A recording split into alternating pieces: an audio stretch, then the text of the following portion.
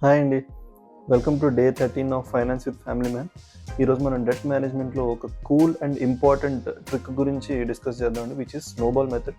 Snowball method అంటే ఏంటంటే, మనం ఒక మంచు కొండను చూస్తే పైనుంచి ఒక చిన్న స్నోబాల్ అనేది రోల్ అవ్వడం స్టార్ట్ అయితే కిందకొచ్చేటప్పటికి అదొక పెద్ద స్నోబాల్ లాగా తయారవుతుంది. విచ్ ఈస్ అదే దాన్ని మన స్నోబాల్ ఎఫెక్ట్ అంటాము. దీంట్లో మనం దాన్ని డెట్ క్లియర్ చేయడంలో ఒక మేజర్ అండ్ ఇంపార్టెంట్ ట్రిక్‌గా దాన్ని పరిగణిస్తాం అనమాట.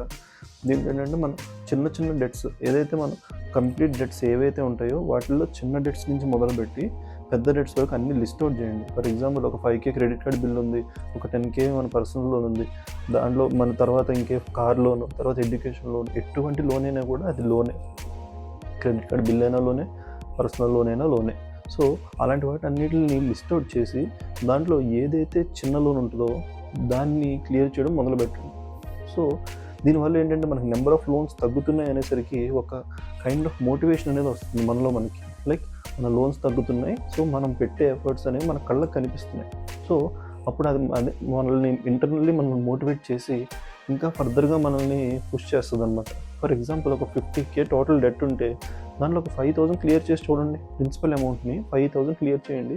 సో ఇంకా 45,000 ప్రిన్సిపల్ అమౌంట్ ఉంది, దాన్ని ఇంకా మనం తొందరగా క్లియర్ చేసుకోవాలి అనే ఆ మోటివేషన్ అనేది మనల్ని బూస్ట్ చేస్తుంది అనమాట. సో ఆ మొమెంటం అనేది ఎప్పుడైతే బిల్డ్ అయిందో ఇంకా మనం క్విక్గా దాని గురించి రెస్పాండ్ అవుతాం అండ్ డెసిషన్స్ కూడా ఆ విధంగానే తీసుకుంటాం. రైట్, ట్రై చేసి చూడండి, డెఫినెట్లీ వర్కౌట్ అవుతుంది.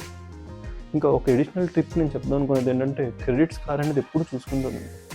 క్రెడిట్ స్కోర్ అనేది మనకి చాలా ఇంపార్టెంట్ అండి. క్రెడిట్ స్కోర్ ఉండడం వల్ల 750+ క్రెడిట్ స్కోర్ ఉన్నప్పుడు మనకి ఫ్యూచర్లో లోన్స్ అనేవి చాలా ఈజీగా వస్తాయి. అందులోనూ మనం ఆన్ టైం పేమెంట్స్ అనేవి చేయడం వల్ల, ఇది మన క్రెడిట్ కార్డ్ అయి ఉండొచ్చు, లేకపోతే మన ఈఎంఐస్ అయి ఉండొచ్చు, ఇవి ఆన్ టైం పేమెంట్స్ చేయడం వల్ల మన స్కోర్ అనేది చాలా బూస్ట్ అవుతుందండి.